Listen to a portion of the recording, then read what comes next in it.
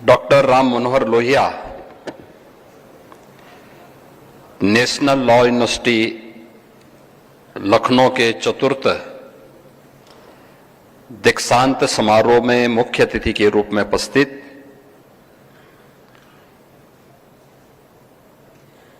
उच्चतम न्यायालय के माननीय न्यायमूर्ति माननीय श्री सूर्यकांत जी, विश्वविद्यालय के विजिटर और उच्चतम न्यायालय के माननीय न्यायमूर्ति श्री विक्रमनाथ जी, इलाहाबाद उच्च न्यायालय के मुख्य न्यायाधीश माननीय न्यायमूर्ति श्री अरुण भंसाली जी,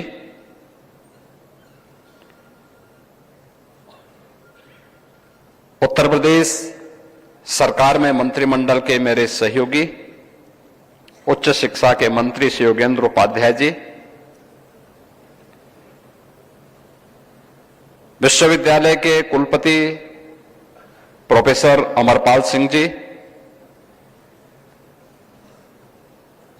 इलाहाबाद उच्च न्यायालय के सभी माननीय न्यायमूर्तिगण, विश्वविद्यालय के सभी फैकल्टी मेंबर्स, इस विधानसभा क्षेत्र के विधायक श्री राजेश्वर सिंह जी और उपाधि प्राप्त करने वाले सभी छात्र छात्राओं और उनके अभिभावकों के आज के इस दीक्षांत समारोह में मैं आज के इस समारोह के मुख्य अतिथि माननीय न्यायमूर्ति श्री सूर्यकांत जी का और अन्य सभी सम्मानित अतिथियों का हृदय से अभिनंदन करते हुए आभार व्यक्त करता हूं।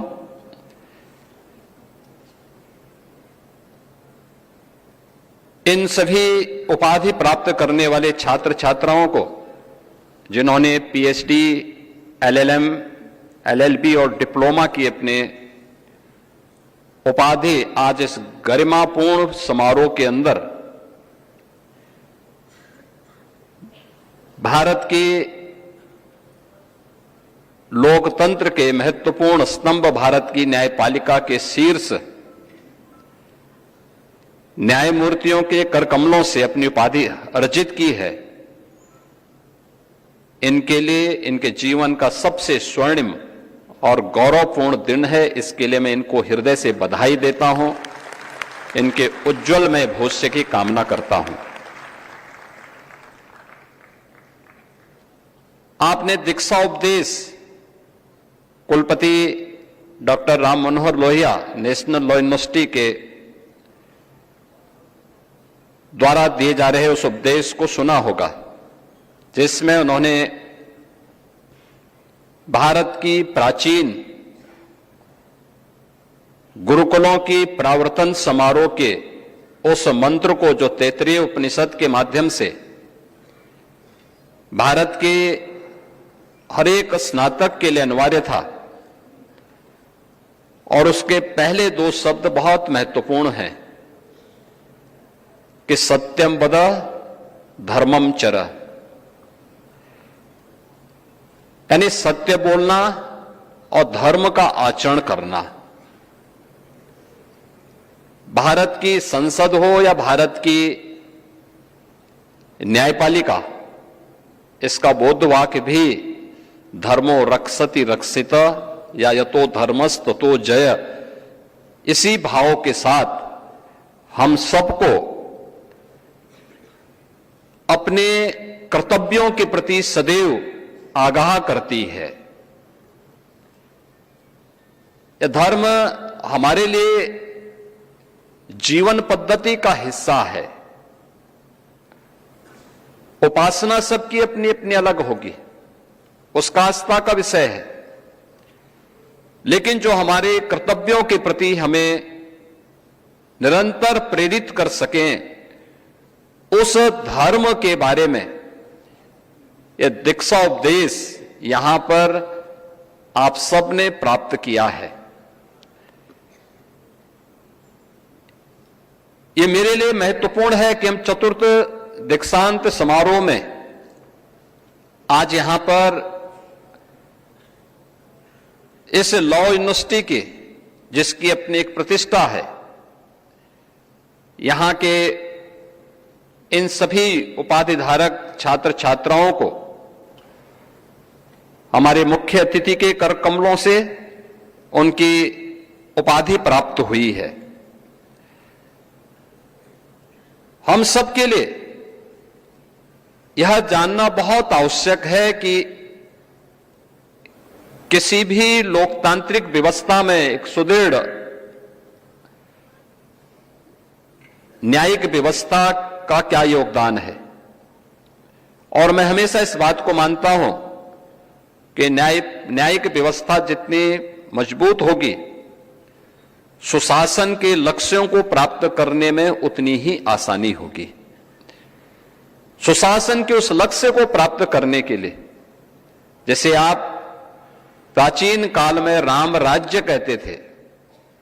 जहां पर किसी भी प्रकार का भेदभाव के लिए कोई स्थान नहीं, उसकी योग्यता, उसकी क्षमता और समाज के प्रत्येक तबके को समान रूप से व्यवस्था का हिस्सा बनने में किसी भी प्रकार की कोई समस्या न खड़ी हो, उस अवधारणा को सुशासन के माध्यम से ही प्राप्त किया जा सकता है। और उसी को ध्यान में रख करके आज हम सब लोगों ने इस व्यवस्था को और सशक्त बनाने की दिशा में कार्य प्रारंभ किया है। मुझे बताते हुए प्रसन्नता है कि उत्तर प्रदेश के अंदर विश्वविद्यालय और महाविद्यालयों में हम लोगों ने छात्रों को डिजिटल प्लेटफॉर्म्स, ई कोर्ट प्रणाली, अल्टरनेटिव डिस्प्यूट रेजोल्यूशन और साइबर लॉ जैसे उभरते हुए क्षेत्रों में भी प्रशिक्षण की विशेष व्यवस्था की है। आर्टिफिशियल इंटेलिजेंस और डिजिटल एजुकेशन की उपयोगिता आज के परिप्रेक्ष्य में कैसे आगे बढ़ सकती है, यह और उत्तर प्रदेश के अंदर जो हमारा न्यायिक प्रशिक्षण और अनुसंधान संस्थान है, उसमें भी नए हॉस्टल, स्पोर्ट्स कॉम्प्लेक्स और आधुनिक प्रशिक्षण कक्षों के निर्माण को भी वहां पर कराया जा रहा है। न्यायिक अधिकारियों, प्रोसिक्यूटर्स, पुलिस और प्रशासनिक अधिकारियों का भी निरंतर प्रशिक्षण और उनके स्किल डेवलपमेंट के लिए भी सरकार पूरी प्रतिबद्धता के साथ कार्य कर रही है। यह हमारे लिए गौरवशाली है कि इस देश ने आजादी के अमृत महोत्सव वर्ष के उपरांत अमृत काल के प्रथम वर्ष में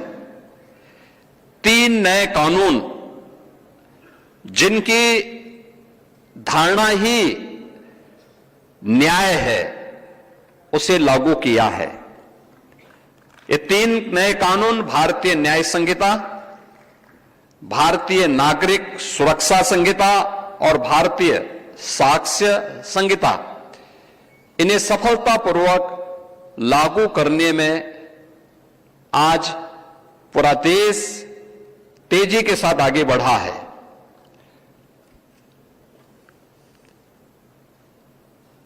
रूल ऑफ लॉ,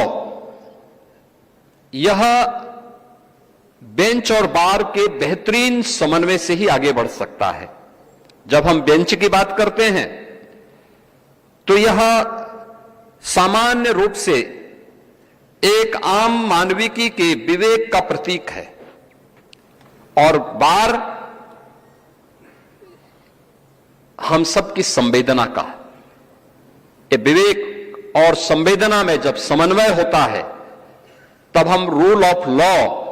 की परिकल्पना को साकार मूर्ति रूप के रूप में उसको मूर्त रूप से देख पाते हैं। आज मुझे बताते हुए प्रसन्नता है कि इसमें बेहतर समन्वय हो, इसके लिए हम लोगों ने उत्तर प्रदेश में इंटीग्रेटेड कोर्ट कॉम्प्लेक्स बनाने प्रारंभ किए हैं। 10 जनपदों के लिए एक साथ हम लोगों ने धनराशि भी इसके लिए जारी की है, जिसमें एक ही कैंपस में सभी प्रकार के कोर्स, जिले स्तर के सभी कोर्स होंगे। वहीं पर हमने बार के लिए भी व्यवस्था उपलब्ध करवाई है। वहीं कैंपस में उनके लिए आवास की सुविधा और अन्य हर प्रकार की सुविधा भी उसी कैंपस में हम लोगों ने प्रारंभ की है। इसके साथ ही जो जनपदीय न्यायालय हैं, उनमें भी मुझे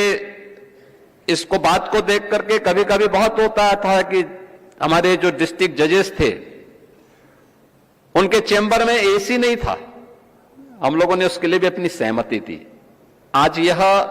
लग्जरियस आइटम नहीं बल्कि आज की आवश्यकता बन गई है और वहां पर कम से कम बार और बेंच के बीच में बेहतर समन्वय हो। अगर बार का कभी गुस्सा भी आए तो वह बेंच उस एसी की ठंड से उस गर्मी को थोड़ा शांत करने में मदद कर सके। तो इसके लिए इन सभी सुविधाओं को वहां पर देने का कार्य किया गया है और डिजिटल डिपोजिशन राइटर की व्यवस्था भी हम लोगों ने वहां के लिए स्वीकृति दी है। इलाहाबाद उच्च न्यायालय आज अपने सुदृढ़ इंफ्रास्ट्रक्चर के लिए, बेहतरीन इंफ्रास्ट्रक्चर के लिए जाना जा रहा है। प्रदेश के अंदर इस दिशा में खासतौर पर महिला संबंधी अपराध और बच्चों के साथ होने वाले किसी भी प्रकार के अपराध में उन्हें त्वरित न्याय प्राप्त हो सके, इस दिशा में प्रभावी पैरवी करना, महिलाओं से जुड़े हुए मामलों में 380 से अधिक पास्को और फास्ट ट्रैक कोर्ट के गठन की कार्रवाई को भी प्रदेश सरकार ने तेजी के साथ आगे बढ़ाने में मदद की है। लोक अदालत, मीडिएशन, आर्बिट्रेशन के माध्यम से भी त्वरित न्याय उपलब्ध करवाने की दिशा में महत्वपूर्ण कदम आगे बढ़े हैं और इस दिशा में विधिक सेवा प्राधिकरण और न्यायालयों की भूमिका भी अत्यंत महत्वपूर्ण है और इस दिशा में तेजी के साथ कार्य किया जा रहा है। विधि विज्ञान प्रयोगशालाओं को एक तेजी के साथ हम लोगों ने प्रदेश के अंदर हर रेंज स्तर पर एफएसएल हमारी स्थापित हुई है, उन्होंने कार्य करना प्रारंभ किया है और स्टेट स्तर पर हम लोगों ने यूपी स्टेट फॉरेंसिक इंस्टीट्यूट का भी गठन किया है, जिसके माध्यम से अच्छे और दक्ष युवाओं को हम लोग इसका प्रशिक्षण दे सकें और हर एक तबके को भी उसके साथ हम जोड़ सकें। यह कार्य भी आज हमारे प्रदेश के अंदर कार्य करना प्रारंभ किया है। इंटरऑपरेबल क्रिमिनल जस्टिस सिस्टम को भी आज हम तेजी के साथ प्रदेश के अंदर और सशक्त कर रहे हैं। इसके अंतर्गत ई कोर्ट्स, ई पुलिसिंग, ई प्रोसिक्यूशन, ई फॉरेंसिक और ई प्रिजन को भी एक इंटीग्रेटेड प्लेटफॉर्म के साथ जोड़ने की कार्रवाई तेजी के साथ आगे बढ़ी है। इस प्रणाली से न्यायिक और प्रशासनिक प्रक्रिया में तेजी आएगी, पारदर्शी और हम लोग कुशल न्याय प्रत्येक व्यक्ति के लिए सुलभ कराने में सफल होंगे। मैं आभारी हूं आज के इस गरिमापूर्ण समारोह में doctor Ram Manohar Lohia national law university के इन सभी उपाधिधारक छात्र छात्राओं को मुख्य अतिथि के रूप में माननीय न्यायमूर्ति श्री सूर्यकांत जी का आशीर्वाद और मार्गदर्शन प्राप्त हुआ है। माननीय न्यायमूर्ति श्री विक्रमनाथ जी का आशीर्वाद और मार्गदर्शन प्राप्त हुआ है और इलाहाबाद उच्च न्यायालय के माननीय मुख्य न्यायमूर्ति श्री अरुण भंसाली जी का भी मार्गदर्शन और आशीर्वाद प्राप्त हुआ है। मैं इस अवसर पर सर्वोच्च न्यायालय के सर्वोच्च पद की जिम्मेदारी के लिए माननीय न्यायमूर्ति श्री सूर्यकांत जी को हृदय से बधाई देता हूं, क्योंकि श्री मां वे भारत के मुख्य न्यायमूर्ति के रूप में भारत की न्यायिक व्यवस्था को एक नई दिशा देने वाले हैं और इसके लिए मैं उन्हें अग्रिम बधाई और शुभकामनाएं देता हूं कि उनके नेतृत्व में भारतीय न्यायपालिका और न्याय एक नई ऊंचाइयों को प्राप्त करेगा। इस विश्वास के साथ मैं एक बार फिर से राज्य सरकार न्याय व्यवस्था को सुलभ, पारदर्शी और आधुनिक बनाने के लिए पूरी प्रतिबद्धता के साथ कार्य करेगी। आप सभी उपाधि धारक छात्र छात्राओं को मैं एक बार फिर से हृदय से बधाई देता हूं, आपके अभिभावकों को भी बधाई देता हूं, अपनी शुभकामनाएं देता हूं। धन्यवाद। जय हिंद। धन्यवाद माननीय मुख्यमंत्री जी आपके मार्गदर्शन के लिए। और अब मैं माननीय कुलपति महोदय से अनुरोध करूंगी कि वे इस विशेष अवसर पर मंच पर उपस्थित माननीय अतिथियों के प्रति सम्मान एवं आभार व्यक्त करते हुए उन्हें